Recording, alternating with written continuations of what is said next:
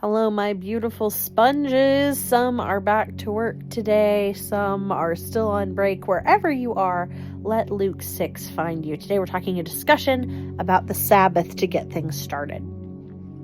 One Sabbath day, as Jesus was walking through some grain fields, his disciples broke off heads of grain, rubbed off the husks in their hands, and ate the grain.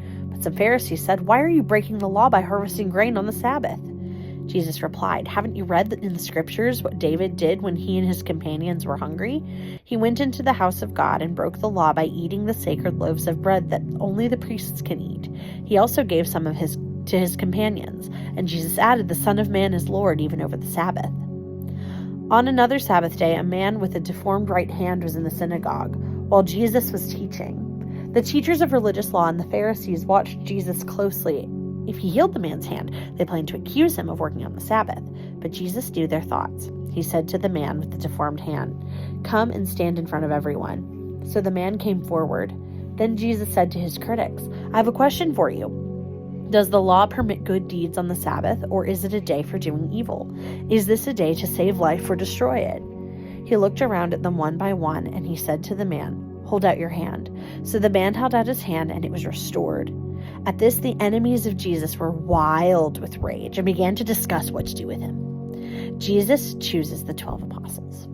One day, soon after, Jesus went up on a mountain to pray, and he prayed to God all night. At daybreak, he called together all of his disciples and chose 12 of them to be apostles.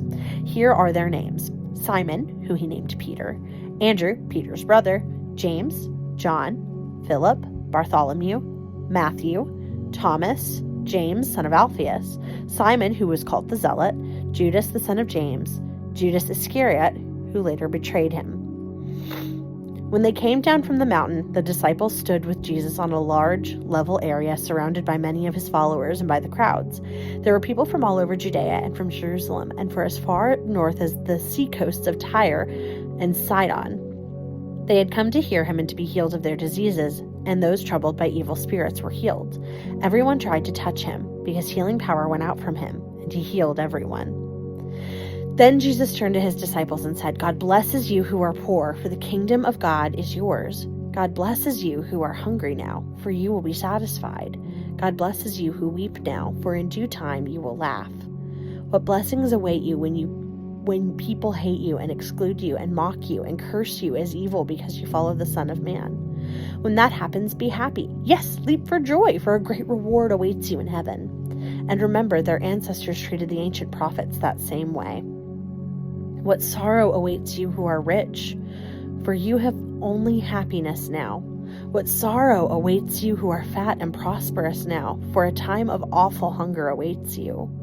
What sorrow awaits you who laugh now, for your laughing will turn to mourning and sorrow. What sorrow awaits you who are praised by the crowds, for their ancestors also praised false prophets. But to you who are willing to listen, I say, love your enemies, do good to those who hate you, bless those who curse you, pray for those who hurt you. If someone slaps you on one cheek, offer the other cheek also.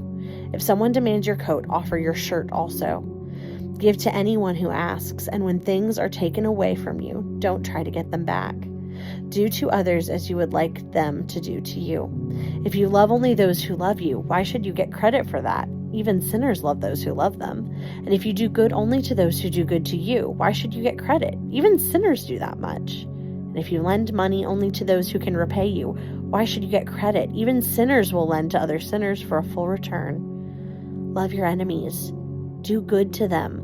Lend to them without expecting to be repaid. Then your reward from heaven will be very great. You will be truly acting as children of the Most High, for he is kind to those who are unthankful and wicked. You must be compassionate just as your Father is compassionate. Do not judge others, and you will not be judged. Do not condemn others, or it will come back against you. Forgive others, and you will be forgiven. Give, and you will receive. Your gift will return to you in full, pressed down, shaken together to make room for more, running over and poured into your lap. The amount you give will determine the amount you get back. Then Jesus gave the following illustration. Can one blind person lead another? Won't they both fall into a ditch? Students are not greater than their teacher, but the student who is fully trained will become like the teacher. And why worry about a speck in your friend's eye when you have a log in your own? How can you think of saying, friend, let me help you get rid of that speck in your eye when you can't see past the log in your own eye? Hypocrite, first get rid of the log in your own eye, then you will see well enough to deal with the speck in your friend's eye. A good tree can't produce bad fruit, and a bad tree can't produce good fruit. A tree is identified by its fruit.